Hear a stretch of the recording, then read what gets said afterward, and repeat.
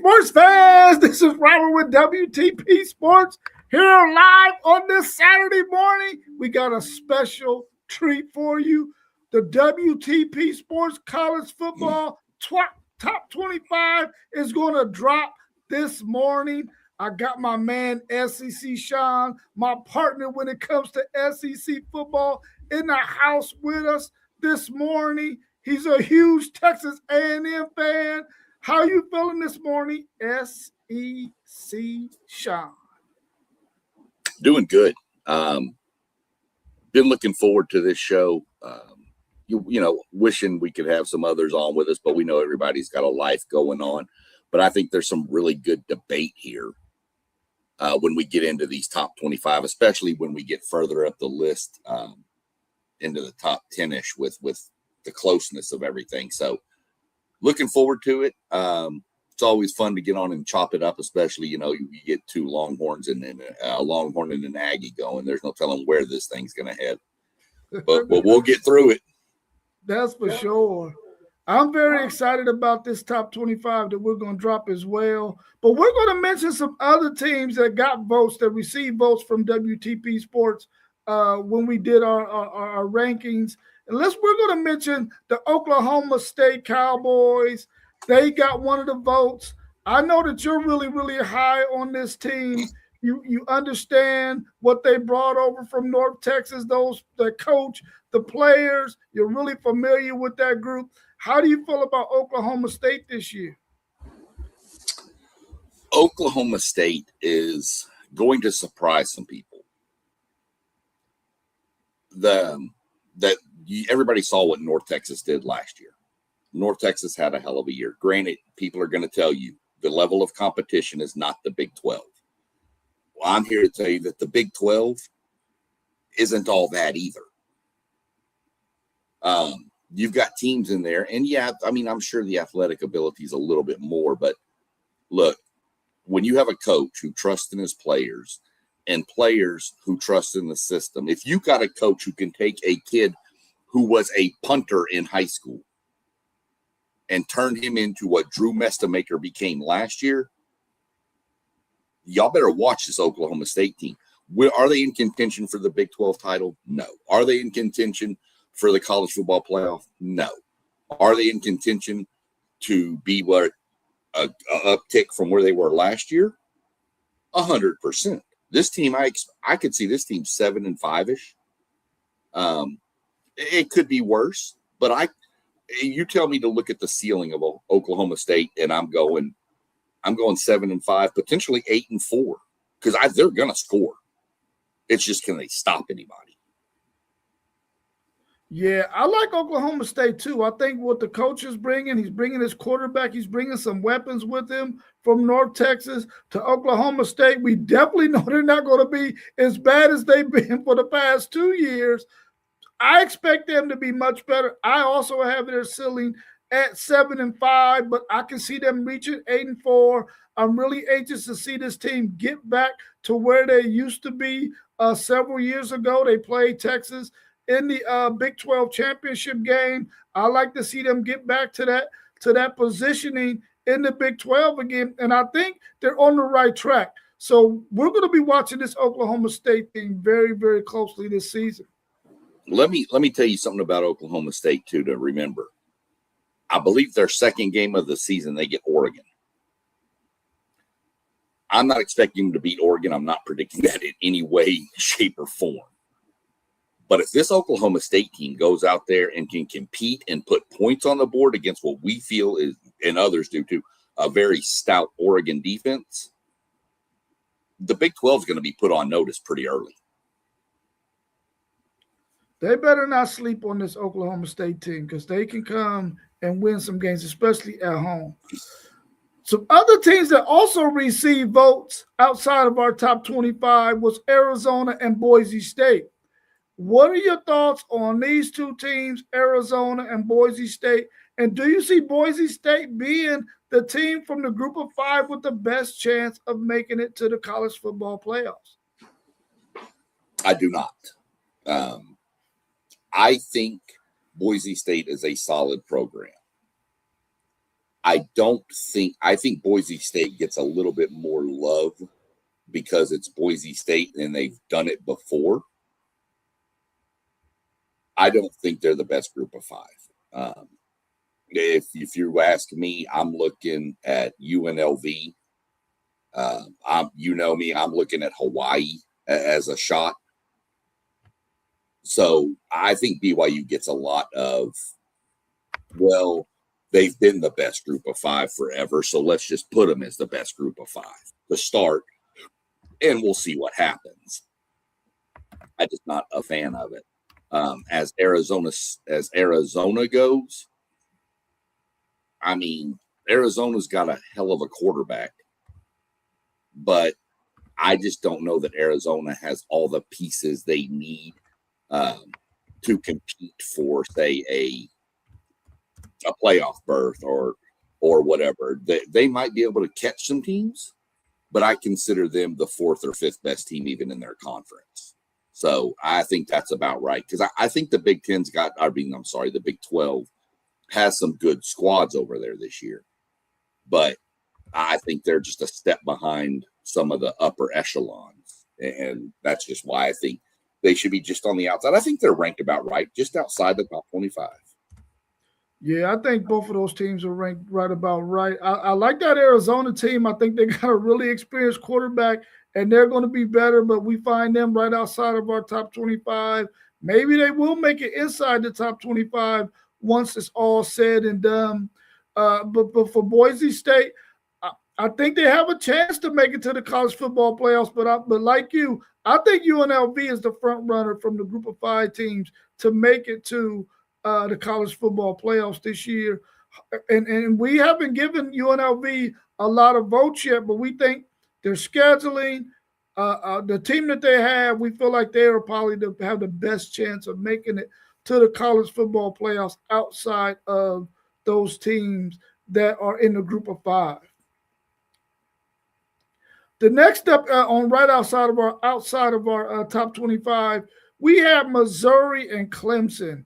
What's your thoughts on these two teams? We got one team from the ACC, another team from the SEC. What do you think about these two teams? They both have some big matchups on their schedule. Do you think either one of these teams will finish the season in the top 25?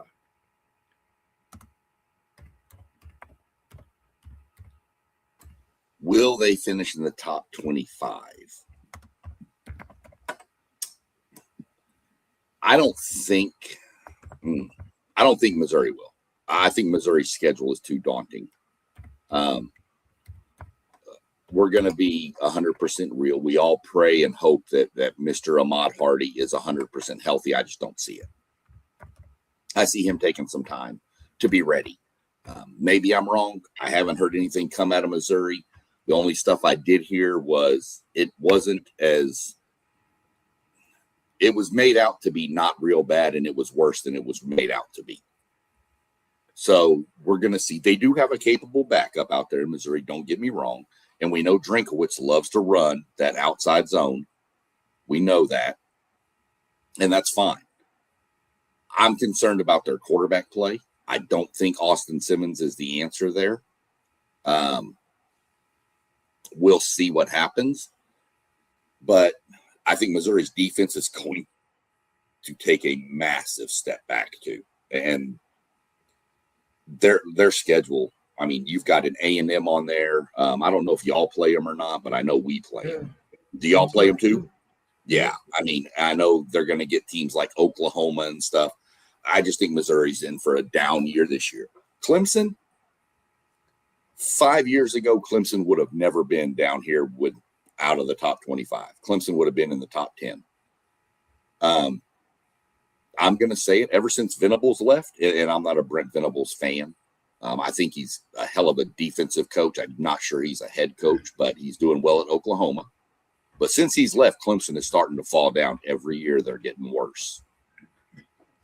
We're going to see what happens. I think they brought a new offensive coordinator in. Didn't they bring Chad Morris in?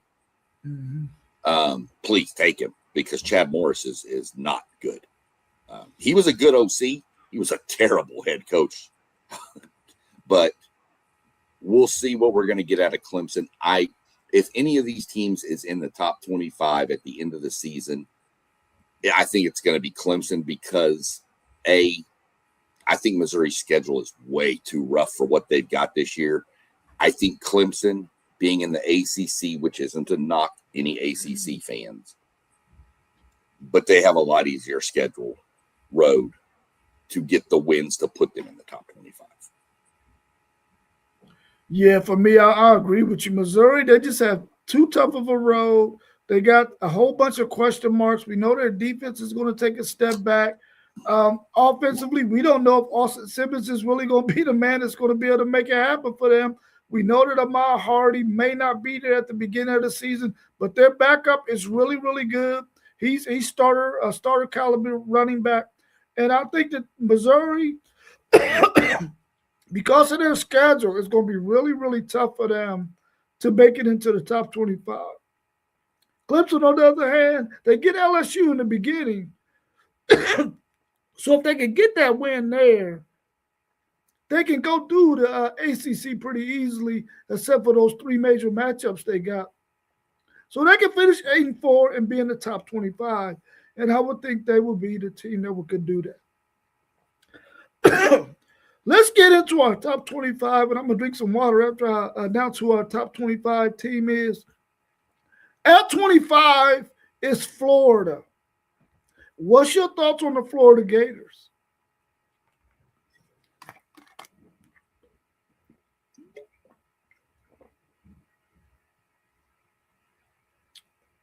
You on mute, SEC Sean. Oh, I sure was. I'm going to say this real quick before we get, now that we're into these, the graphics you can tell are obviously different as we're moving up because I think they deserve, if you're in the top 25, a better graphic. But I'm going to go ahead and preface this for future graphics that'll be coming up. I tried to get some of the coaches. Some of them just didn't come out looking exactly like themselves. So if you look at it and you go, that's not him, but just come on. I tried. So just to throw that out there, because there's a couple that I look at and I went, oh, no. Especially my coach. He does not look right, but it is what it is.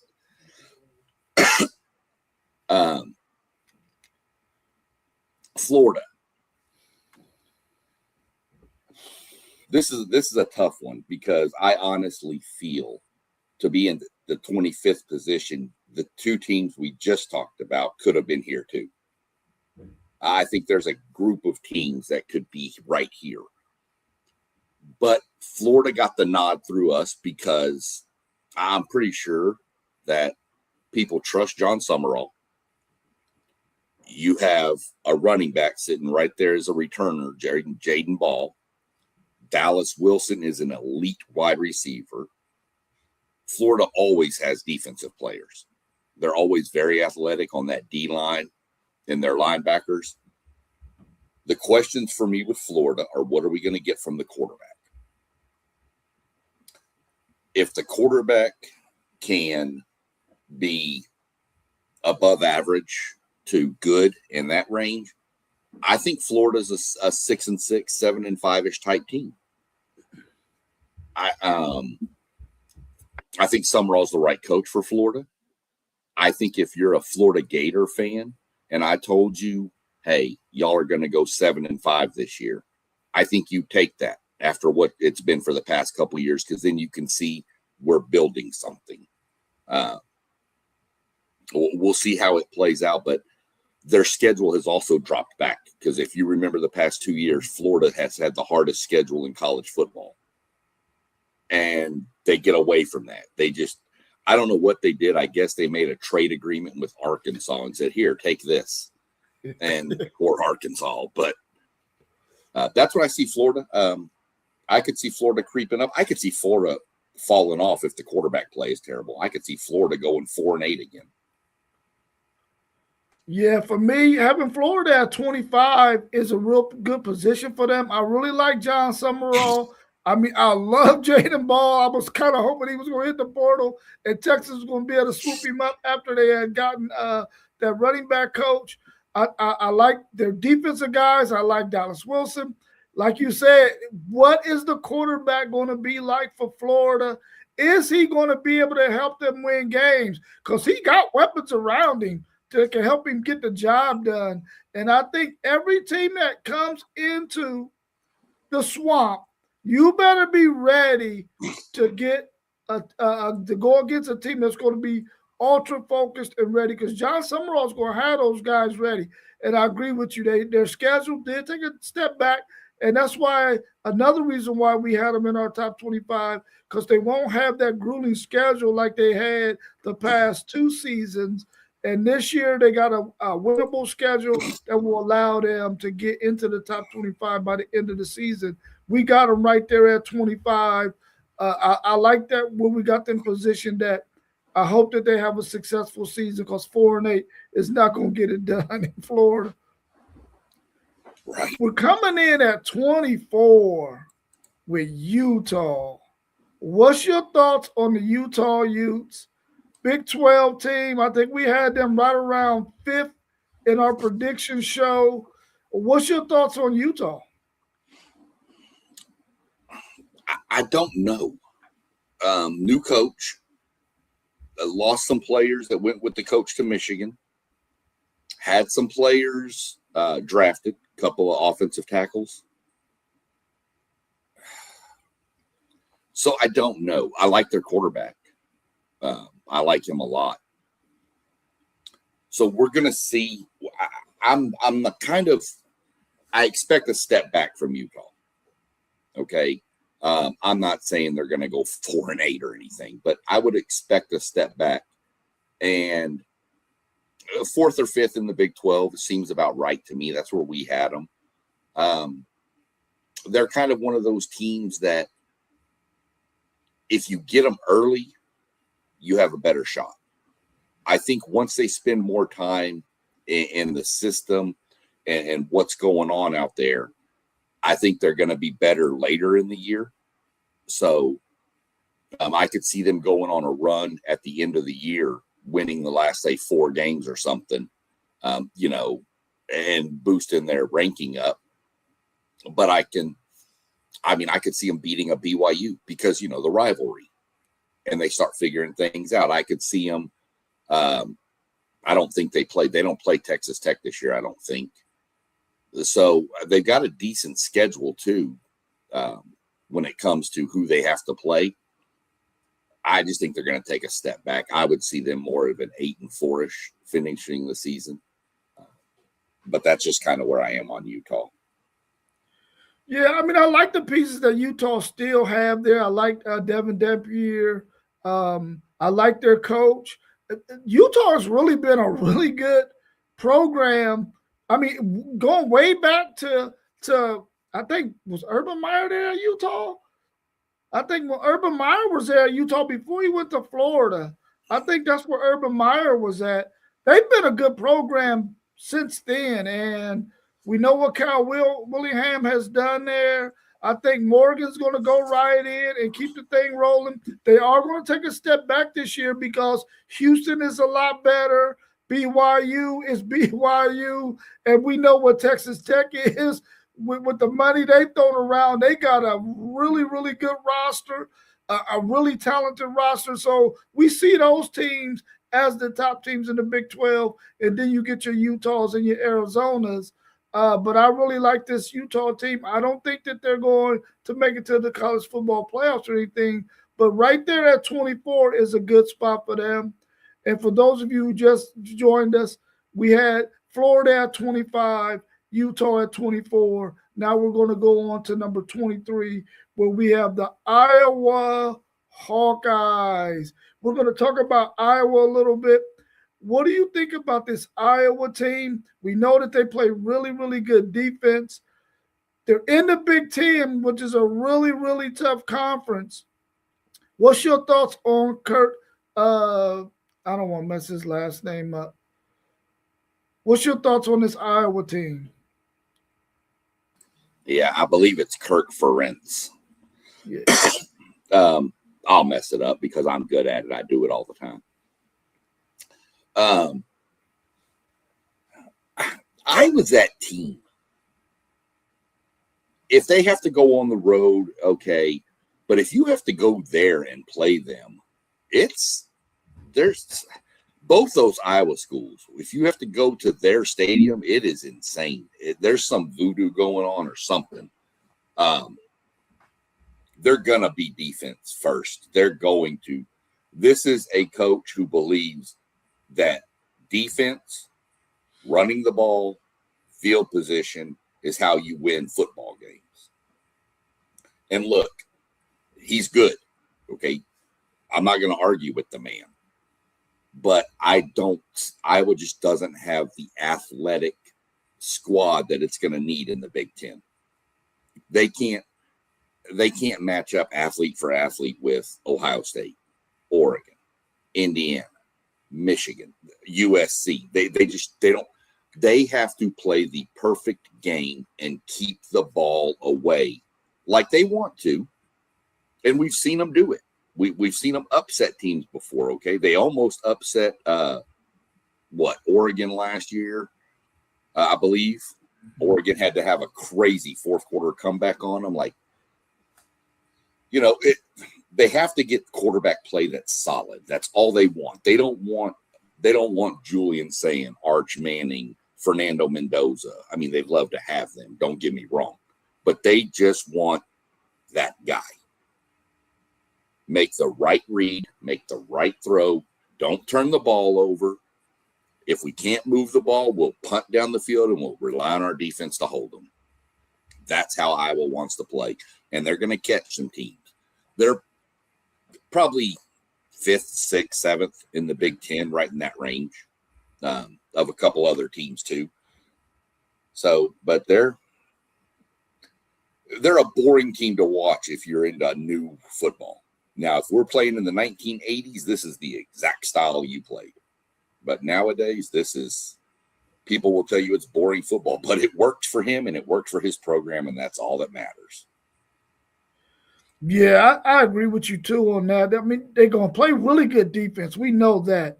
Can they get offensive weapons there in Iowa to help them go to the next level? We watched them a couple of years ago in the Big Ten championship game against Michigan, and they just looked putrid. They had absolutely no offense, so they couldn't compete with a Michigan team that only just wanted to run the football in that game, and they were able to do it, and I think they beat Iowa like 20-0. I feel like if Iowa can get solid quarterback play, they always have good tight ends, they always have a good running game, they can play keep away and make your team's offense sit on the sideline, which we know this Big Ten conference has a lot of really good offenses. And that's probably why they're at 23 on our list, simply because they don't have the type of offense that the rest of these guys that's ranked ahead of them have. I think that Kurt Ferentz has got to figure out a way to get him some of them more talented wide receivers, maybe a quarterback who can also use his legs a little bit. I like the quarterback they have out of Olentangy Orange. He played a really good bowl game last year against, I think they played Vanderbilt. They play really good defense. If that quarterback can play a little bit better, maybe we'll see Iowa make it into the top 4 in the Big Ten. But right now, we got them right around 5, 6, or 7. But I like Iowa and what they've been consistent at doing year in and year out in the Big Ten. Next up at 22, we got the Louisville Cardinals, a team that we really like a lot. We like the Brown brothers and what they're able to do with their staff and with the players that they have. We're high on them because they got some weapons, man, and we really feel like they're one of the top 3 or 4 teams in the ACC. Give me your thoughts on Louisville, and do you think they make it to the ACC championship game, especially if they can win that big game against SMU? Yeah, they can make it to the ACC championship game.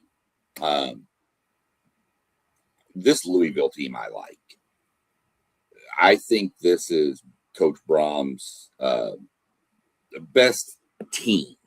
I'm not saying it's his best offense. I'm not saying it's his best defense. I think it's the best he's had at one time on both sides. Their question is going to be, we're going to learn right out the gate. They get Ole Miss. We're going to learn a lot about both of those squads week one. Louisville kind of reminds me of a team that if they have a rough start to a season, they almost pack it in and just rebuild for next year. And you just can't do that. Not when you haven't even started conference. If they get blown out by Ole Miss, they got to keep their heads up because they don't face Miami. They have their one key matchup. There's more than this, but the one matchup everybody's looking at is Louisville SMU.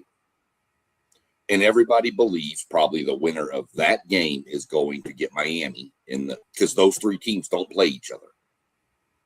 So the winner of that game is probably going to be Miami's counterpart in the ACC championship game. But I like this Louisville team. I really thought that Isaac Brown was going to transfer out after last year. I really did. And I was doing dances. I was doing all kinds of stuff because I know that there would have been a bag coming out of College Station to that kid. But he stayed, and I commend it. I like it. I'd rather kids stay at their school. I really would. I wish transfers weren't a thing, but that's a whole nother topic we can get into. But I think this Louisville team's going to be good. I do have them finishing third in the ACC in my rankings because I think Miami and SMU are the two best teams here. But we'll see what happens. I like Coach Braun. I'm really shocked he's still at Louisville too, to be honest with you. I think that guy would have gotten an Auburn, Florida. But he likes Louisville. And again, I come into coach who wants to stay where he feels comfortable and he's built something. Yeah, I'm high on Louisville as well. What I want to see Louisville do though, because they have these laws every season where they have themselves in position to make it to the championship game, and then they lose a game, preferably at home a lot of times, a game that they should win, and they ended up losing it, and they end up not making it to the ACC championship game. This year, they get one of those games against SMU, and like you, I feel like whoever wins that game between Louisville and SMU will get Miami in the championship game. We're going to go on to number 21, a team that we're really, really high on, that we think is really, really talented. We got them at 21, but man, I'm telling you right now, they could probably be higher than this, and I really feel like they might end up higher than this once the season ends, and that's the Houston Cougars. 10-3 last year. What's your thoughts on Willie Fritz's team? I know you're super high on them, probably higher on them than anybody in WTP Sports. What's your thoughts on this Houston Cougars team? I might be higher on them than anybody outside of the city of Houston. I like this Houston team. I like Willie Fritz. That man is a coach through and through. He takes rosters. He was the head coach, won a national championship at Sam Houston State. Granted, had a really good roster there, but it was, Division II or FCS, whatever you want to call it. But I like Willie Fritz. I knew it was going to take a couple years. He had to get his people. He got, I'm not going to say lucky, but he got lucky that Connor Wegman left A&M and decided to go to Houston, because Connor could have gone numerous other places. But being Connor is from just in Houston, outside of it, in Cypress, Bridgeland High School. He went back home, and Willie got a huge boost from that. I love this Houston team. Amari Thomas, one of the elite wide receivers in college football. It's slipping my name right in my mouth right now, but the recruit they brought in, the true freshman, quarterback / athlete / do everything. I can't remember the kid's name right offhand, but he was phenomenal, 5-star. The question's going to be, will the defense step up? This team's going to score points. Will the defense do enough? I think so. This is my pick to win the Big 12. And I know they came in lower in the 20s on our rankings, but I promise you, I didn't have them in the 20s on my sheet. They need to put it together. They're going to have plenty of support from the fan base. The big test is going to be Tech. If they can beat Tech, I think, you can go ahead and pencil them into the Big 12 title game. If they lose to Tech, I think they can still get there. They just beat everybody else and hope. They probably have to have some hope because I don't think they play BYU this year. Mm-hmm. But then they could get a rematch with Tech. So we're going to have to see how it plays out. I'm really high on this Houston Cougar team. Yeah, I'm high on Houston as well. I got them coming in on my board as the number 3 team in the Big 12. I like Willie Fritz. I mean, any coach would love to have a veteran quarterback like Connor Wickman, a dog at wide receiver, and Amari Thomas. I feel like the defense is going to be better than it was last year. And you made a valuable point. The defense has to play complementary football and help that offense because that offense is going to score some points. And like you said, if they can beat Tech, we definitely will see Houston in that championship game. I think if Tech probably has the easiest road to go 12-0, probably of anybody in the country. And I think that they probably will finish there at that point. But Houston, man, they got a golden opportunity here to make it to the Big 12 championship and find themselves with a chance to make it to the college football playoffs.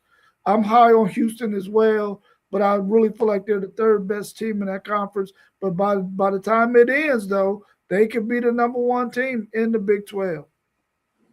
We're going on to Keyshawn. Keyshawn Henderson. Let me get that guy's name out there. Yeah. I needed to get that out there. That was bugging the hell out of me, and it was going to all day. Right. Let's go to number 20 on our board, the 20th ranked team in WTP Sports predictions. We got number 20, Penn State. Insert Matt Campbell. He's bringing a bunch of his Iowa State guys to Penn State. Penn State finished the season 7-6 last year. Penn State was one of the teams that was ranked in the top 5 last year in just about everybody's rankings before the season started. They had a horrible season. They finished 7-6. We expect them to rebound. They also got a favor from the scheduling gods. What's your thoughts on Matt Campbell and this Penn State Nittany Lion team? Love Matt Campbell. Love what he built while he was at Iowa State. I had him in my top 25, but I think I had him at 25 when I voted. It's going to be rough, but what's the word I'm looking for? You mentioned the scheduling gods, and that's the prime way to put it. If they had Penn State scheduled last year, they would not be in this top 25. The only reason Penn State is getting put in top 25s around the country is because of that schedule. Big Ten guys on our show with the WTP Sports, they'll tell you the same thing. Penn State's got the great schedule that they need. And that's probably true. That they're not going to compete for the Big Ten title. They're not that team. It's going to take Matt Campbell a little bit of time. He did bring a lot of Iowa State guys over. I'm going to say it again, and it's going to cause problems, and I don't care. The Big Ten is not the Big 12. Your stud players in the Big 12, it's a different animal in the Big Ten. Not saying they can't do it. Not saying Matt Campbell doesn't know that. I just think I think Penn State is going to be good. I could see them going 10-2. And at 10-2, I could still see them missing the college football playoff because of that schedule. I think another 9-3 Big Ten school would get the nod over them. So, like Matt Campbell, though, I expect in the next year or so, you're going to see Penn State really, really being up there with the Ohio States, the Oregons, the Michigans, the Indianas for that Big Ten title. Yeah, I really like Matt Campbell too, and I think he's the perfect coach for Penn State, and the style he likes to play when he was at Iowa State is a perfect fit to me for the Big Ten. Now he just got to get the players, like you mentioned, that can play in the Big Ten, like you see your Ohio States, your Michigans, and teams like that. And once he gets that done, he's going to really be a really good coach at Penn State. I think that Penn State can go 10-2 as well because of their schedule, but I agree with you. At 10-2, you might think that that's a good enough record to make it to the college football playoffs, but trust me, at 10-2, Penn State is not going to be able to compete with those other teams that's going to make that college football playoffs. They just don't have the dudes on that roster. But I really like Matt Campbell. I think they're going to have a bounce back year, which is going to help them with recruiting. And also, he's also been good at getting guys out of the portal as well that want to play his style of play. Because as we all know, and me as a Texas fan, Matt Campbell gave us fits with his 3-star, no-star guys doing us business against our 5-star. So I really like Matt Campbell, and I think he's the right coach for Penn State. What people need to remember, too, is, yes, he brought in a bunch of his players from Iowa State, but a bunch of the former Penn State players left, too. Mm-hmm. So so a lot of those players are sitting down in Virginia Tech right now. Yeah. Now we're going to get inside of our top 25, inside of our top 20. We got 25, we have Florida. At 24, we had Utah. At 23, we had Iowa. At 22, we had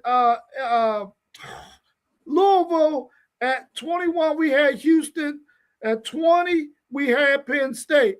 We're going to number 19, and at 19, we got the SMU Mustangs, a team that we are really high on here at WTP Sports. We feel like they're one of the top 2 or 3 teams in the ACC. They've been one of the best teams in the ACC since they've been there, and this is their 3rd year. I think they've only lost maybe 2 or 3 games in this conference. They finished 9-4 last year. What's your thoughts on Rhett Lashley's SMU Mustangs? Kevin Jennings, an ultra experienced dude. Do you think they get it done and be that team that meets Miami for the ACC title? Well, I think they do. I apologize to Mr. Kevin Jennings. I don't know what happened to his picture. Kevin, I love you, man. I've loved you since you was in high school, brother. But I don't know what happened here. I like SMU. SMU was a doormat of college football after the NCAA screwed them like they've done no other school since when they handed down the death penalty. It took a while. They were terrible. They had a couple of seasons, and then it went back to terribleness. And then Lashley came in. And Rhett Lashley made the statement that we're going to keep kids home. And he started building relationships with South Oak Cliff, Duncanville. These are the powerhouses up in that area, 3 of the powerhouses up in the Dallas-Fort Worth area. And he started bringing those kids to SMU, and now you're starting to see it. Now kids want to go to SMU. It's not just Texas A&M, Texas Tech that are my choices as a 5-star. I can go to SMU, and they're going there. So, like this SMU team a lot. I need Kevin Jennings to move more. I'm comparing Kevin Jennings and another quarterback we'll get to in the top 10 that they need to use their legs a little more. They don't need to just sit in the pocket. Yes, that's great, but that's not their game. Their game is, yeah, they can throw it, but you need to move around. But I like this team. I need the defense to be a little more opportunistic. They tend to let a lot of big plays happen. But that's how they play. And I'm not going to knock it. It's done well for them. They've been in the ACC for 2 years, and I think they have 2 losses in the ACC, 2 or 3. Miami has like 4. So this team is good. It's still building. It's still rising. The problem I see is I don't see Lashley sticking around there too much more longer, maybe a couple years, and I think somebody's going to throw a bag at him. And I'd love for him to stay. I just don't know that he will if somebody like Alabama throws something at him. But I like this SMU team. They're my pick to meet Miami in the ACC championship game.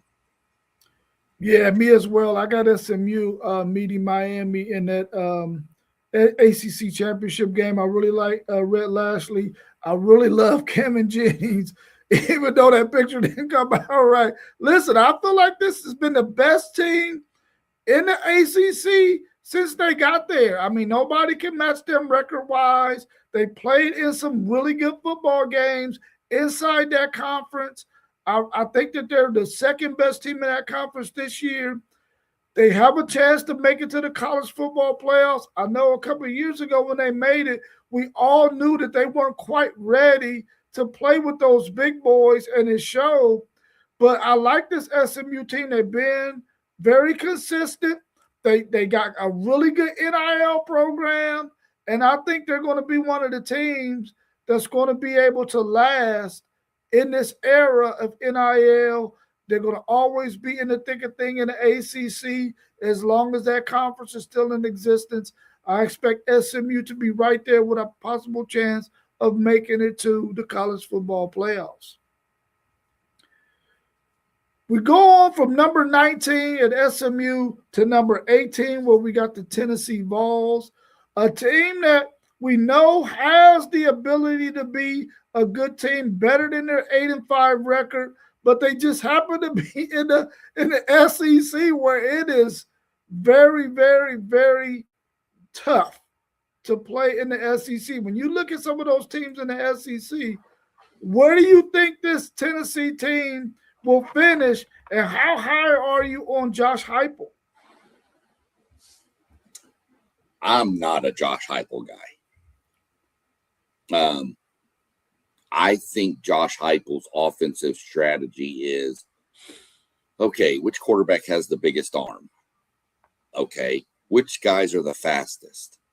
Okay, just run and we're just going to throw it as far as we can and hope.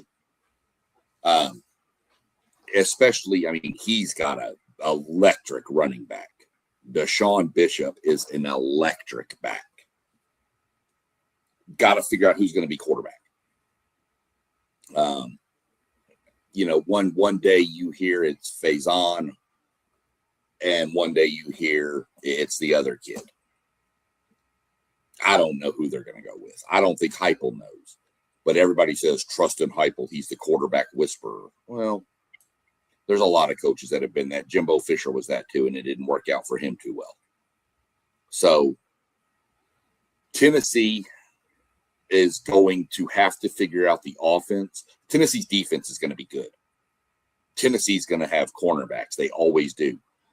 But Tennessee's cornerbacks have a tendency to try to bite on plays too much and get beat over the top. They had Georgia beat down last year. And then they let Gunnar Stockton just start dropping balls over the top of them. And Georgia came back to win. But Tennessee's defense is going to be really good. I see Tennessee that I think their floor is 8. I think their ceiling is 10. And I think there's a couple of swing games, one being the Texas A&M game and one being the Alabama game. If they drop both of those, I could actually see them going 7-5 in the regular. I just could. But if they can split those, I could see an 8-4. Yeah, for me, for Tennessee, man, I really feel like they don't know who their quarterback is going to be, and whoever it's going to be, it's either going to be a true freshman or a redshirt freshman in the SEC with that schedule that they have.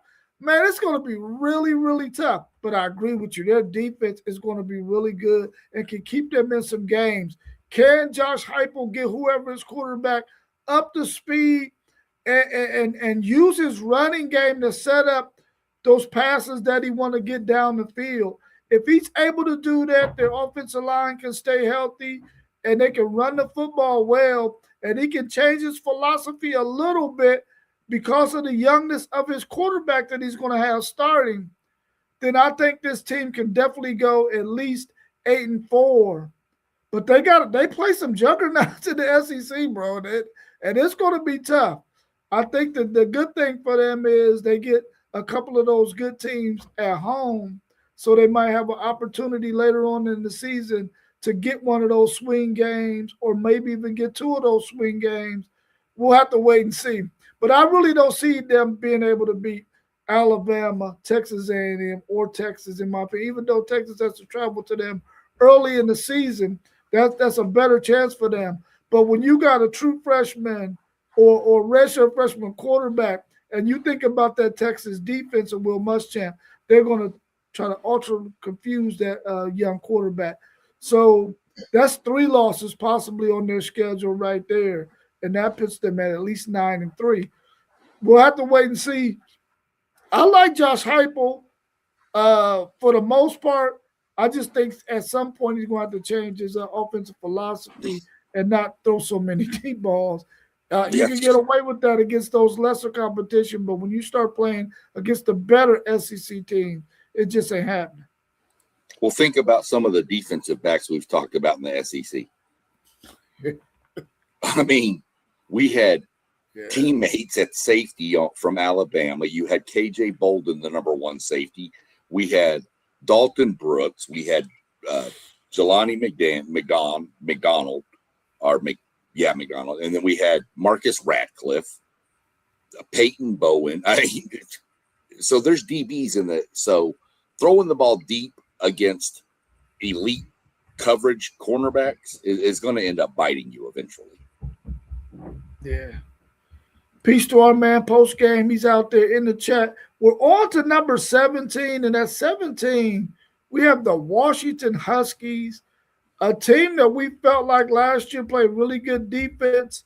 The offense didn't get really going until later on in the season. We really got to see how good that offense was in that bowl game. What do you think about this team up under Jedd Fisch? I really thought Jedd Fisch was going to get plucked from Washington with all those coaching vacancies last year, but he decides to stay. What do you think about this Washington Huskies team and their chances of being in the top 4 or 5 in the Big Ten?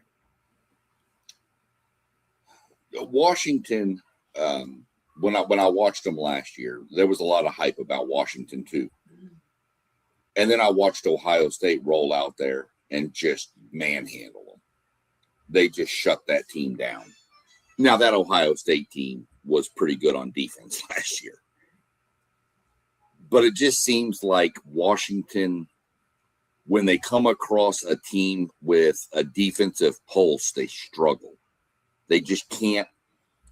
It's almost like their offense, and I'm not saying it is, but it seems like their offense is so simple to defend that teams with good defenses and good defensive coordinators can just lock into it and shut it down. I like Damon Williams. I think he's great. I just think something has to be – they're a good Big Ten school. They're not a Tier 1 Big Ten school. They're middle of Tier 2-ish. USC, Washington, those kind of teams. They're right in there in that range. Illinois is in that range with me. But that's just how I feel about Washington. I don't see them beating any of the upper echelon teams, but I think they'll do well against teams like them in the Big Ten. And I think they're fifth, sixth place team in the Big Ten. That seems about right. Yeah, for me, I mean, I like this Washington team. I don't think they're upper echelon in the Big Ten. The good thing about them, though, is the fact that I think they get all three of the West Coast teams that's with them. They get UCLA, they get Oregon, they get USC, which means that they're not going to have to travel as much to the East Coast as they probably had to do in their first two seasons in the Big Ten. So that might help them a lot to not have to take all of those road trips where you got to go to the Midwest or to the East Coast. I think they're going to finish about where they finished last year, probably around 6, 7, or 8 in this conference. It just depends on what Iowa does, what Penn State does. But I really feel like when you look at Oregon, Ohio State, Michigan, Indiana, they're probably the 4 best teams in this conference. And I don't think that they're going to be able to make it into that top 4. But I think this is a Washington team that Jeb Fish has ready to play some really good football. They just don't have the luxury of being in the Big 12 or the ACC. They got to go play in the Big 10 where we know there's some really, really good football being played there. We're going to go down to the next team that's in our top 25. We're right there at number 16, and we come in with the BYU Cougars, a team that we're high on in the Big 12. What's your thoughts on the BYU Cougars? And I know you picked Houston to be the eventual champs of the other Big 12. How do you think Siaki and his team will fare in this division? Because I think they have a pretty favorable schedule too, outside of playing Utah and playing Notre Dame. Their schedule, I think they might play. No, they don't play Houston or Texas Tech, so they got a pretty favorable schedule outside of those 2 teams that I just mentioned, Notre Dame and Utah. Yeah. Their schedule is definitely in their favor. I think Kalani is the right fit out there. I love their running back. I love LJ Martin. The only concern I have is Bear Buckmeyer, the quarterback. They've got to find some weapons to throw the ball to. They've got to be able to throw the ball to take some. Normally, it's the running back takes the pressure off the quarterback. They need the quarterback to take the pressure off the running back.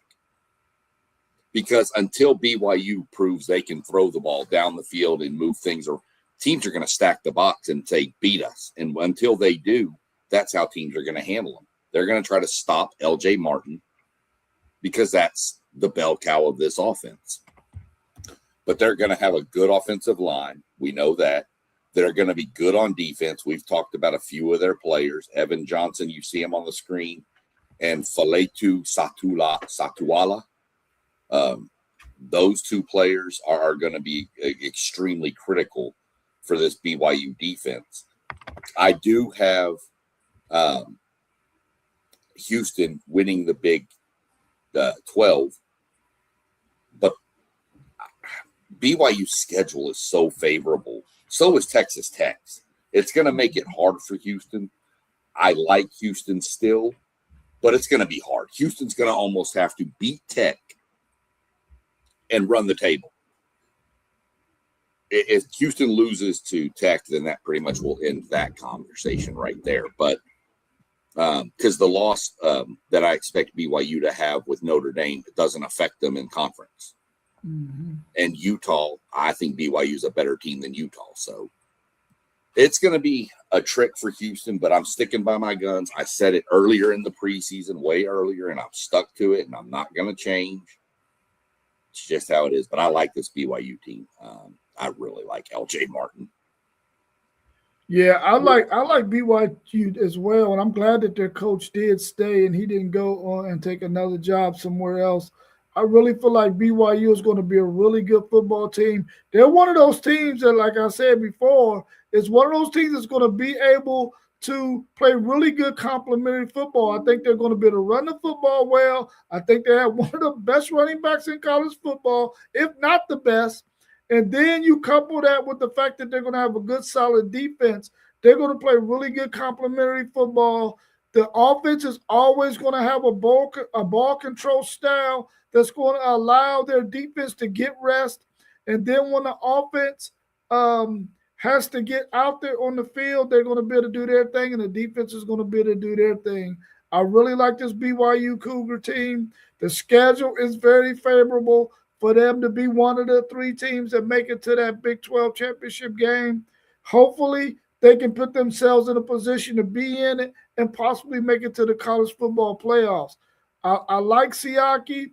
I like Bachmeier, L.J. Martin. I really like their linebacker core and the safety that they have on their team.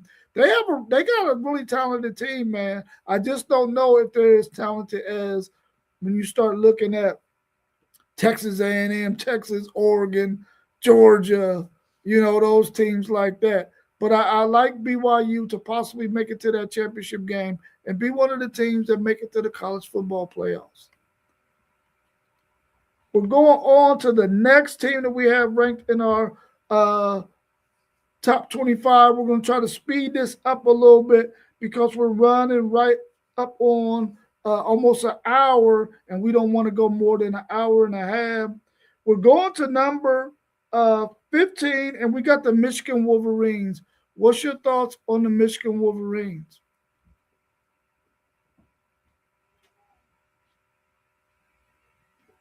Are you on mute? Keep muting when I go do when I pull the graphics. I think Michigan's kind of rebuilding-ish a little bit. I know Whittingham's a good coach. I know Bryce Underwood's there. It's a program that's learning a whole new system. I think Michigan is about 4th place in the Big Ten in my mind. I think they're the 4th best team in the Big Ten. And I think they'll be better at the end of the season. Like their defense, Rod Moore, Jair Hill, love those 2. The question is, what step does Underwood take? That's going to define their season. Where does Underwood go? Yeah, for me, I think Michigan's going to get one of those really good defensive outputs like they've had when they won that national championship game and when they were really, really good a few years ago. They've taken a back step a couple of years in a row, but now insert Kyle Whittingham, his gritty style. I think he fits the Michigan program really well. Like you said, it all depends on what is Bryce Underwood going to be able to do. Let's go on to number 14, where we have the USC Trojans, a team that we expect to take the next step, but we're not quite sure if they're going to be able to do it. We've been on the fence about this team for quite a few years, especially since Lincoln Riley has gotten there. What's your thoughts on USC? All right. Here's the deal. Lincoln Riley's there. That's all you need to know. Team's going to put up electric offense. But the good thing is, if you play fantasy college football, anybody that's playing USC, just do the whole matchup because both offenses are going to light it up because Lincoln Riley's defenses are terrible. I know they have Gary Patterson out there now. I'm not a fan of Gary Patterson's defense. I think it worked at TCU. I don't think it works in the Big Ten. We saw what Georgia did to that defense too. But USC's a good squad. They're probably in all honesty the 5th best team in the Big Ten, right behind Michigan. Got offense, got tons of offense, got tons of weapons. #1 recruiting class last year. But I don't trust Lincoln Riley's defense. I wouldn't trust Lincoln Riley's defense in a phone booth with the door closed. Yeah, for me, I like USC to turn the corner this year and be able to be one of those teams that's possibly vying for a college football playoff spot. The thing that, like you said, we don't know if Lincoln Riley is going to really give Gary Patterson the leeway he needs to really run the style of defense that he wants to run. Is he going to be hands off and let Gary Patterson do what he needs to do. And we all know that it's going to take Gary Patterson a few years for that to happen. So we know their defense is going to be better, but it isn't going to be good enough to help them make it to the college football playoffs in the Big Ten. And I think they play all the West Coast teams too in UCLA, Oregon, and Washington. How can they fare against those teams? Can they come out at least 2-1? Because if they go 1-2, chances are they're not going to make the college football playoffs. Let's move on to number 13 in our ranking of top 25. We got the Alabama Crimson Tide. How do you feel about this Alabama team? Alabama is another team that is going to be elite on defense. Okay. Their D-line has to step up a little bit. Their secondary is right there with the best secondaries in college football in the country. What are they going to get on offense? They couldn't run the ball last year. They're breaking in a new quarterback this year. What are they going to do? Who's the quarterback going to be? Keelan Russell should be the quarterback, but Austin Mack, I hear, is pushing him. Ryan Williams, what happened there? Learned to catch the ball again. I mean, he had more drops than anybody last year. I think moving him back outside is going to help. I think he was in the slot last year, or vice versa. Either way, he needs to figure it out because he was right there with Jeremiah Smith as freshman, and it's not close anymore. So we'll see what happens. Kalen DeBoer better figure it out. 4 losses at Alabama isn't going to cut it, bro. Paul Feinbaum is not going to be happy with him. So, but I honestly see Alabama having a down year. I think Alabama is 8-4. I really do, and I don't know why. I mean, I just don't have faith in that offense. Yeah, I mean, that's how I feel too in terms of their offense. But once I started looking at this team a little bit more closely, I really feel like they're going to be better than what I thought they would be. Kellen DeBoer has got to turn the corner. He has some offensive weapons. Is Keelan Russell going to be the starter? Is it going to be the other guy? He's going to have to figure that thing out.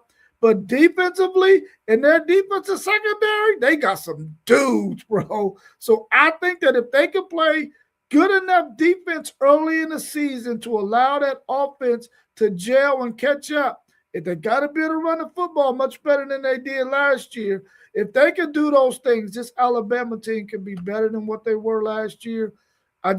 They just happen to be in a really tough SEC conference where there's some teams that are freaking loaded. So that might be the reason why they don't make it to the college football playoffs this year. Going to number 12, we got Mississippi, a team that we really feel like they got a tandem there that is really, really good. When you start thinking about Trinidad Chambliss and Kejuan Lacey, Pete Golding comes in as their head coach after Lane Kiffin decides to go to LSU. They got some dudes on offense and defense. What do you think about the Mississippi Rebels? Unknown, question mark. Return to sender, call me later. I don't know. Dynamic 2 offensive players, few dynamic defensive players. I expect the defense to be really good. I don't know about the offense. And I know that's stupid to say with Trinidad Chambliss and Kejuan Lacey back there. They need to find receivers. What's this offense look like without Lane Quinton and Charlie Weiss? What does this offense do? What are we doing? I mean, so wait and see.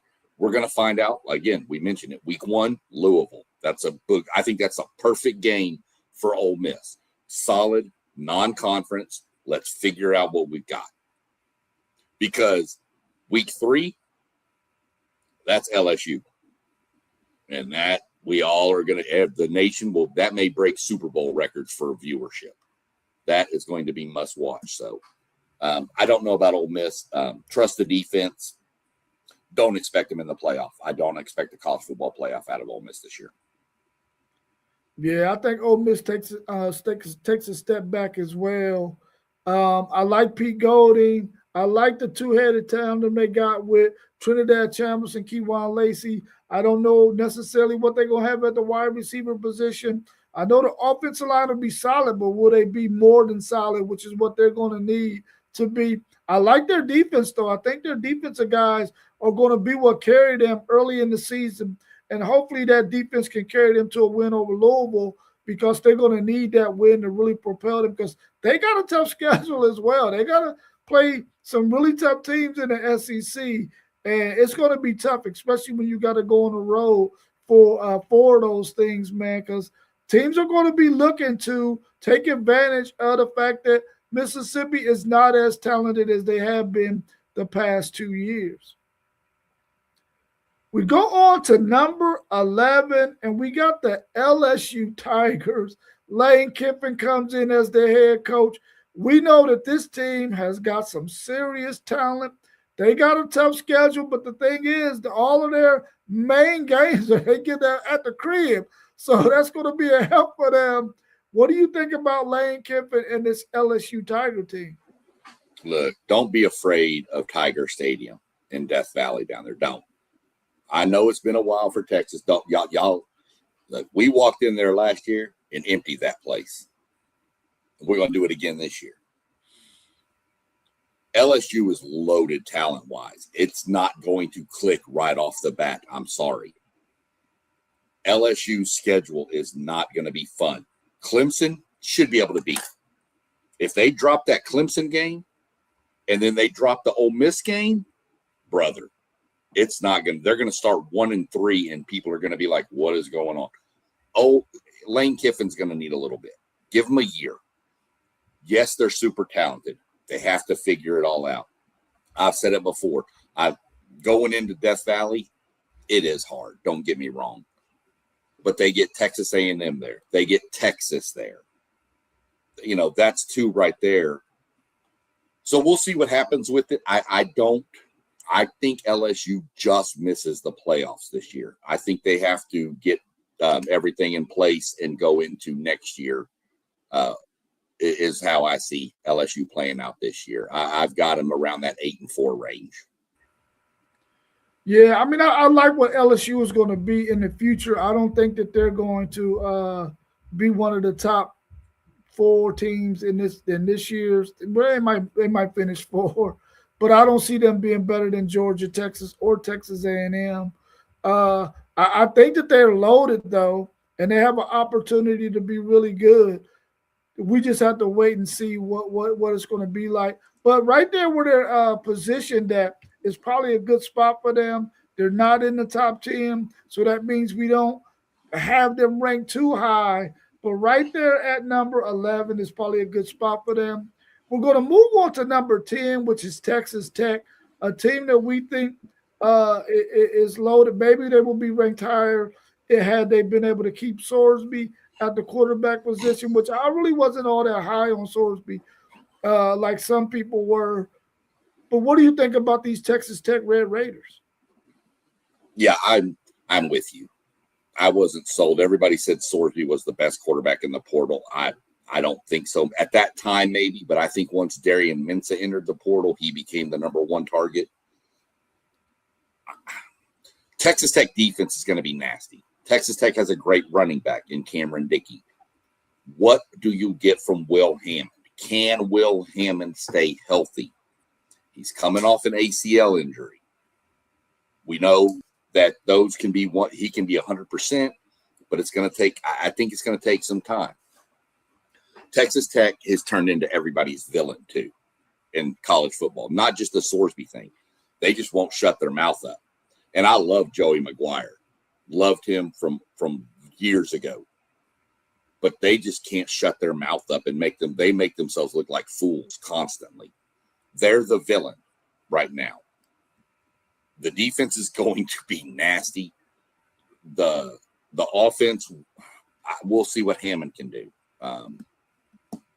Like I said, I have Houston beating Texas Tech in Lubbock. But I don't know that if that happens, I don't think Tech drops another game, though. That's the problem. Their schedule is so easy for them. So we'll see what happens. I couldn't put them in the top 10 based on Hammond and their schedule. I just couldn't do it.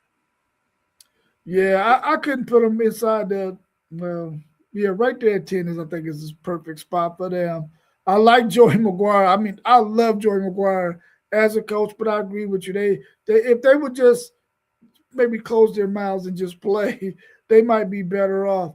But they hit that portal and they got some talent on that defense. So we know that defense is going to be really good.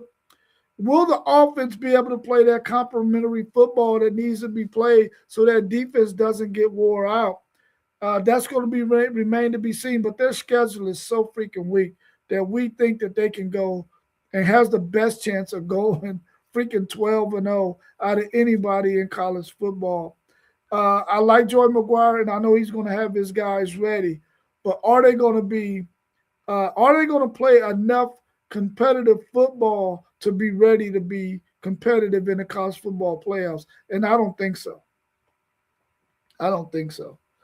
At number 9, we come with the Oklahoma Sooners, a team that we think defensively is going to be lights out. John Mateer comes back in a system that he's been in for 3 or 4 years. Will their running game be better? What's your thoughts on this Oklahoma Sooner team?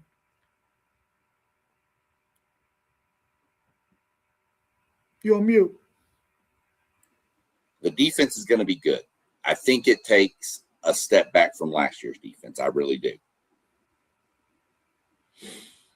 The offense is the question here, though. It's never going to be about defense with Brent Venables. They're going to be a really, really solid defense.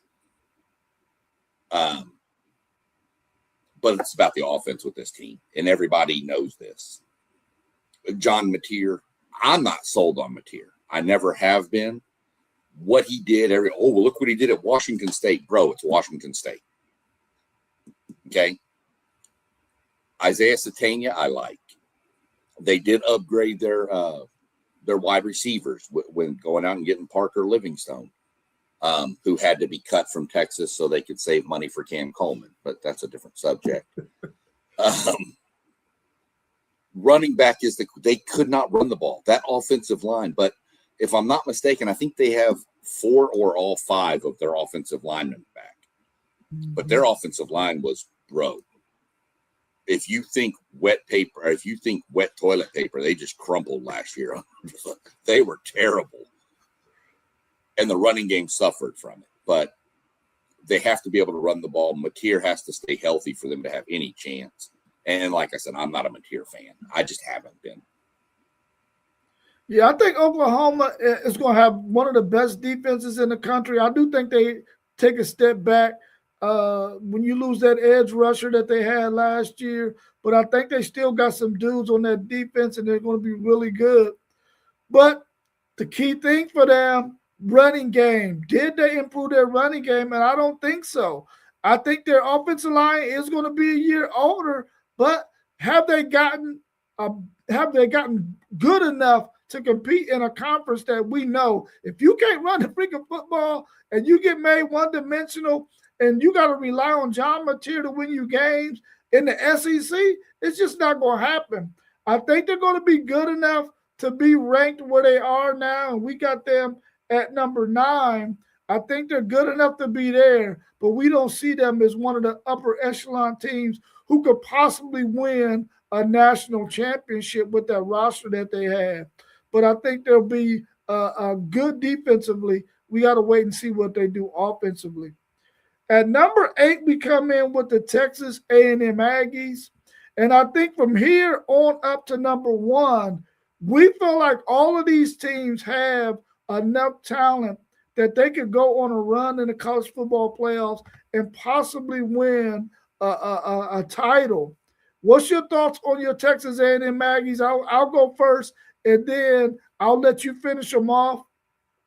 I really like Mike Elko and what he's done with this program. I really feel like at home, they are practically unbeatable at home. Their fans are some of the best fans in the country. Their atmosphere is freaking electric. I really like this team. I think Marcel Reed takes that step that he needs to take as a quarterback from 2 years ago, even to last year, where he made some timely mistakes and thrown some bad balls that got intercepted. I think he rebounds from that. I think Mario Craver might be the best wide receiver, or he's definitely top 2 or 3 in this conference. I mean, you talk about a lot of good guys in this conference at the wide receiver position, but you can't make Mario Craver take a back seat to any of them guys. He's electric. I think defensively they did what they needed to do to bolster up that defense to fit what Mike Elko wants to do. They got a lot of guys that they got to work into that offensive line, and if they get that fixed and the running game is there, this Texas A&M team is going to be really, really good. What's your thoughts on your Aggies? Marcel admitted it, and I take that. I love that. At the end of last year, even going into this year, he admitted he made some bad mistakes at the end of games down the stretch. He said those were on him. Remember, that was his first year as a starting quarterback. It just so happens that he had his mistakes late. Go back. Arch Manning was a first-year starter last year, right? He had his mistakes early. Mm-hmm. They both had them. They're just one was better to have them at the beginning than at the end. Craver, you mentioned not getting into that. Problem for A&M last year was defense, stopping the run. Not necessarily the run, but the explosive run. That has been fixed. I can tell you right now that will be. Mike Elko has fixed that with the portal. Ray Coney, having Damian Sanford come back healthy. He's 100%. He's not going full speed yet in fall camp, but he's back and he's 100% healthy. Got to work him in. Fine. The secondary is going to be elite. It is one of the best secondaries. Mike Elko said the best he's ever had. Marcel Reed's the key in the offensive line. The running game, I don't have any issues with. I think Ruben Owen steps up, and I'm going to tell you something. You've mentioned him before, too. Terry Bussey is showing out in fall camp. So I like where we are. I see a college football playoff for us. Everybody's 8-4, 8-4, 9-3. I see A&M 10-2. I see them starting the season 8-0. That's including a win at Bama. And then I could see him splitting the last 2 down the stretch: South Carolina, Tennessee, Oklahoma, Texas. I could see him 2-2 in that stretch. And 10-2 gets you in the playoffs. Yeah, I really like that, man. I really like Texas A&M in the direction that they're going with their program. At number 7, we come in with the defending champions. And I know some people might look at our list and say, well, they're the defending champions. They should at least be in your top 5. Well, we don't think that they're, in our opinion, better than the teams that we have ahead of them. We really like Indiana. We feel like Indiana can be one of those teams because they got a lot of experience. We love Kurt Cignetti and his staff and what he's able to do. What's your thoughts on the Indiana Hoosiers? 16-0 last year, defending national champs. Well, Cignetti, it runs a business. I mean, that's how he runs it. Everybody has a job. Do your job, or get fired, and we'll find somebody that will do your job. I'm not Hoover. We're going to see. Hoover's not Mendoza. I'm going to say that. I think Hoover was good at TCU. Again, I need to see it play out on the field. The Big 12 isn't the Big 10. And some of the defenses he's going to face in the Big 10 are going to be nasty. Luckily, Cignetti knows how to handle that, and well, that's fine. I think Indiana's down here, and let me justify this when I talk about the rankings when I added them. From here up was very, very close with all these teams. One vote another way would have swung things. The gap was from here to A&M. That's where the gap was. I like this team, like what they bring back, but I I just think this is where they are. I think the teams in front of them have a little bit more. Indiana's good, but I think the other teams have a little bit more, and that's why they're sitting 7th. Yeah, I agree with you. I just think the teams that we have ahead of them right now they just have more talent than they do.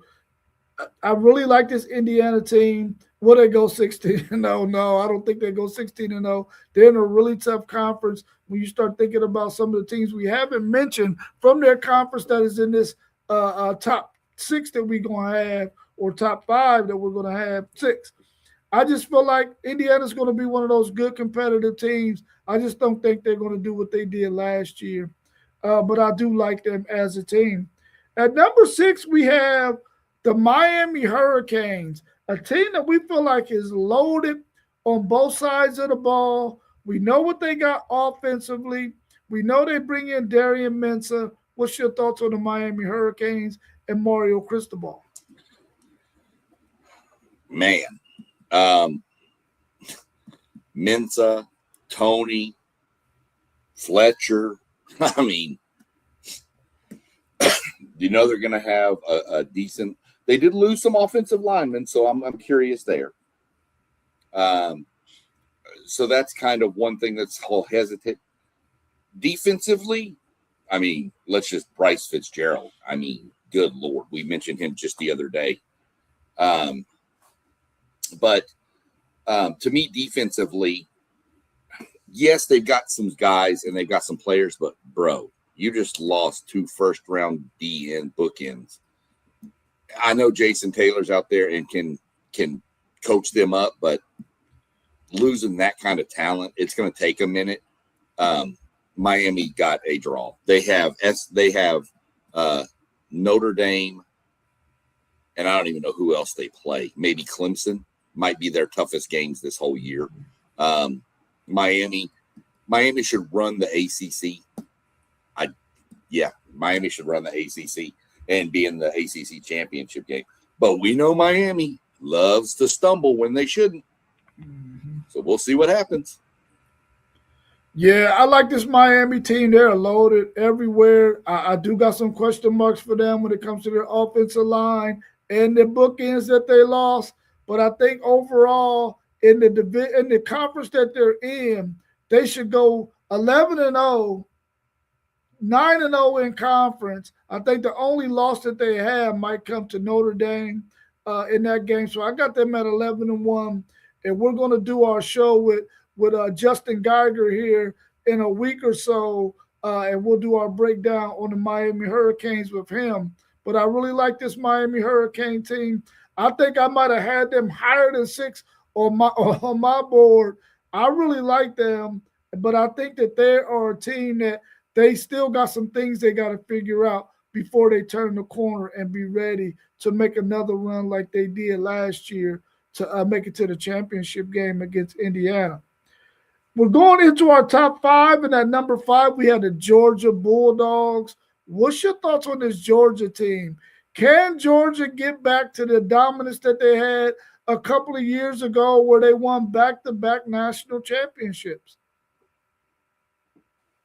I don't know that this team can get back to that level of dominance. Their defense is really good under Kirby, as we expect. I got the number 1 safety in our rankings, KJ Bolden. Got a great cornerback in Elias Robinson. Got a killer running back there with Nate Frazier. Your question marks, Gunnar Stockton. And who's going to catch the ball? They have not been really they don't have that deep threat that Georgia always used to have. They had him last year, but they didn't use him that way. Mm-hmm. So with Branch. So let's see what they do with it and what's Gunnar get you. Gunner's a dog. I think Gunner's a good quarterback. He's not a great quarterback, but I think he's a very good quarterback. And he'll get you the yardage you need. He's just a guy. But Kirby's going to have a good defense. To be honest, I don't think there are some people saying Georgia is a national title contender. I don't see that. I see Georgia maybe semifinalish. Yeah, I like the Georgia team. I think that they should be mentioned as the best team in the SEC because of what they've been able to do in terms of winning the SEC year in and year out the last 4 or 5 or 6 years. I like Gunnar Stockton. Is he like the greatest quarterback in college football? No, but he's very serviceable. He's able to do some things. He impressed me in the Tennessee game, being able to make those throws down the field. I think tight end wise, they're going to be really good. I love Nate Frazier. I love KJ Bolden and Elias Robinson. I think they're going to be really good defensively, as Georgia teams always are. Will they be able to muster up enough points when they play against some of these better teams in the SEC? And if they make it to the championship game, will they be able to put up enough points? And will they be able to find a wide receiver on the outside that they can go to down the field? Coming in at number 4, I believe we have the Texas Longhorns. Coach Steve Sarkisian left out of the college football playoffs last year. This team is really loaded. What's your thoughts on this Texas team? This team's good. This team has everything that you need. Arch Manning, great quarterback, grew up last year. The question is, does he have a sophomore slump? That's always something you have to bring up with quarterbacks. We've seen it time and time again. Ryan Wingo has got to get better hands. He had way too many drops last year. The addition of Cam Coleman, Hollywood Hollywood Smothers. Yeah. And who was it? Raleek Brown. Is that the other one? Mm-hmm. Yeah. Yeah. The additions there are huge. Bringing back an NFL lineman never hurts. I'm just kidding. I'm just messing with you on that one. Colin Simmons. I mean, come on. Colin Simmons or Jeremiah Smith are probably the arguing for who's the best player in college football, in my mind. They can just say, we'll split it, one offense, one defense, because that's how I feel. But Jelani McDonald is going to be the leader of a secondary that needs some leadership. So Texas has everything they need. It's just, can they put it together for the full season? They remind me of a Miami. They like to stumble when they shouldn't. And they got some games on their schedule this year at LSU, at A&M. They got the OU game. So you got Ohio State coming up week 2. So Texas has all the makings of a team that could compete for a national title. They just can't stumble. Yeah, I agree with you. Texas is a team that stumbles quite often, man, every year whenever they play against a competition that's way below them. And they have those times where they just don't play to caliber football to the talent that they have. Their talent is loaded on this team. I really think if they put it all together, and it sounds like they are, and we'll talk a lot more about that when we do our preview on the Texas Longhorns. But I really like Arch Manning and the confidence that he has. He can't afford to have a sophomore slump. He has plenty of weapons around him in the backfield at wide receiver. But will the offensive line gel enough? That's a question mark for Texas. That's been a question mark going forward for a long time. Will their offensive line be good? Defensively, we know they got a lot of talent over there, but what is the defensive secondary going to look like? Are they going to find a covered safety? I think they're going to be okay with Bo Masco on one side, but can Grayson Littleton move from the star position playing the slot and now play the corner? And then who's going to play that star position? Who's going to play that slot? We know Will Muschamp wants to do a lot of stuff in terms of getting pressure on the quarterback and coming after guys, but will they be able to hold up on the back end? That remains to be seen, but I really like this Texas Longhorns team. I think 4 is a really good spot for them. I think I might have had them at 5 on my board, but 4 is just as good. We go on to number 3, where we have the Notre Dame Fighting Irish, Our man Post Games team came in at number 3 for us. We wish he was on the show, but we're going to do a preview with them. And if you get an opportunity, go to Post Game Sports and check out the preview he did with some of his friends who are also Notre Dame fans, and check out his video on that. But we'll do his preview later on. But what's your thoughts on Notre Dame? And do you see Notre Dame going undefeated? You on mute.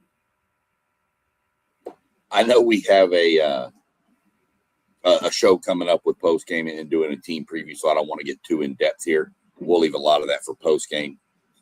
Can Notre Dame go undefeated? Yeah, they should. I don't have them going undefeated. I actually have them losing one game. I have them slipping to SMU. I don't know why. I don't know that anybody's going undefeated in college football this year. And so I have them slipping to an SMU. Rob, this team is loaded. This team might be more loaded than Texas is. This team is loaded. That defense is nasty. Notre Dame received one first place vote in our top, just one, and it was mine. I put them number 1. They're my number 1 team in the country, and I'll stand by it. So I don't want to get too involved. Like I said, we have a show coming up with post game. We let him break it down a lot more than we could. So really, really good team. So we'll go with that. Yeah, I think I had them number 2 on my board when I did my rankings. I really feel like this Notre Dame team, the reason why I had them 2 is because of all the freaking talent they got on this team. They are freaking loaded. I think they got 3 games on their schedule that we know are going to be really good contests for them. And I feel like when you look at the teams that we talked about in our top 7 or 8, all of those teams have teams on their schedule that can get them prepared for a run in the college football playoffs. Notre Dame has SMU, they have Miami, they have BYU. All 3 good contests that can get them prepared for the college football playoffs. I think they have a chance to go undefeated. It's going to be tough because those 3 teams are going to be really tough to beat. But I really like this Notre Dame team and what Marcus Freeman is doing there. They are freaking loaded. At number 2, we got the Ohio State Buckeyes at number 2 on our board. Another team that we feel like has a lot of talent. We expect for them to be right up there in the thick of things. What's your thoughts on Ryan Day and these Ohio State Buckeyes? And we're going to do a preview on them in the upcoming weeks as well with our man One Take Zaya and our man T1. So what's your thoughts on the Ohio State Buckeyes? I mean, perennial contender. I mean, let's just call it what it is. Ryan Day just reloads. I mean, they lost Hartline this year as the OC. So we're going to see. I don't think it's going to matter too much.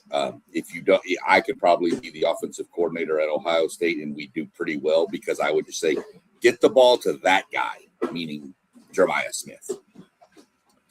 Just give it to him. And then when you can't get it to him, hand it to this guy, Bo Jackson. They're good. They're really good.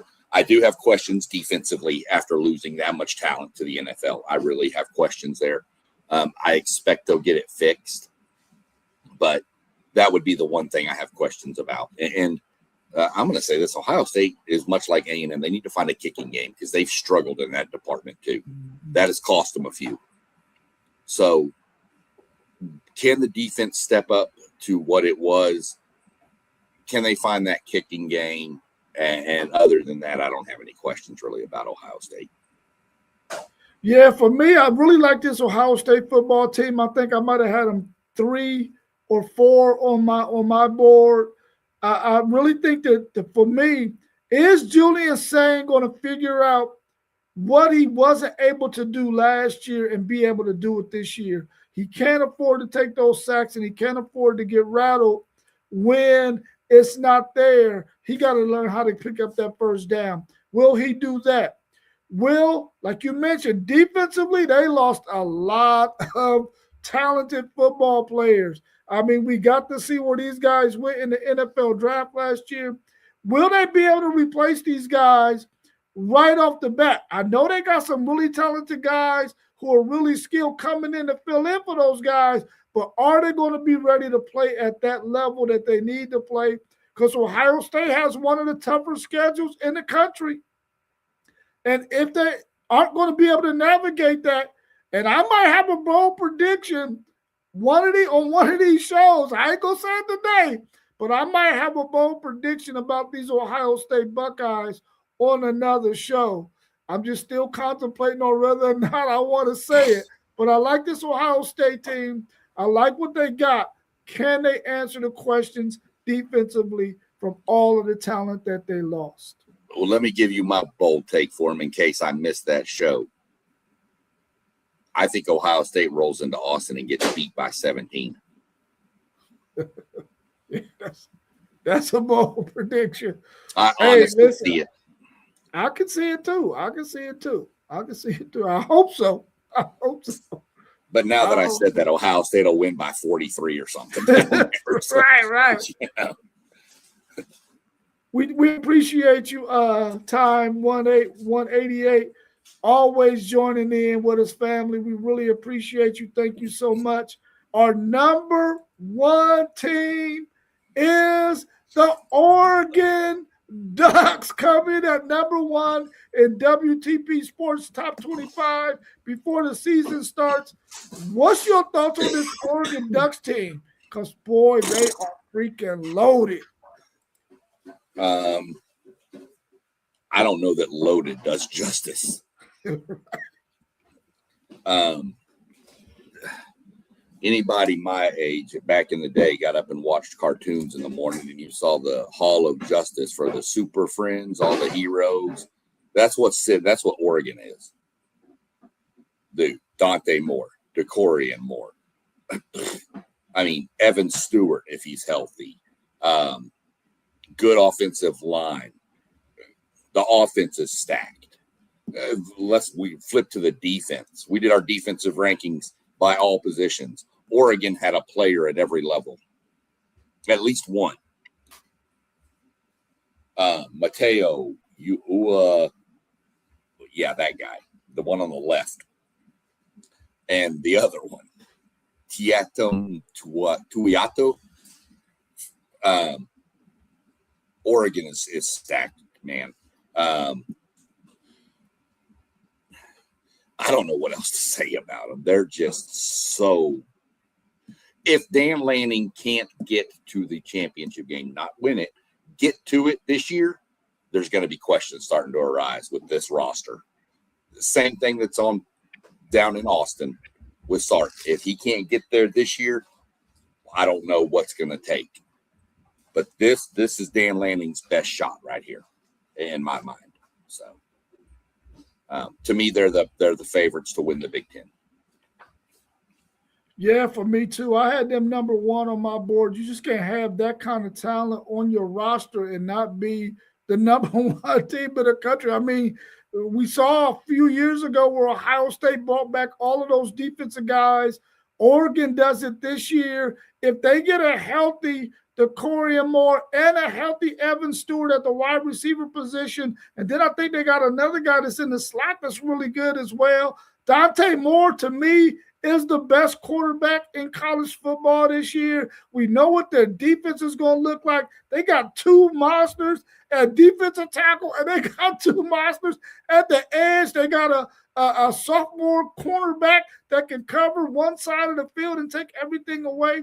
I really like this Oregon team.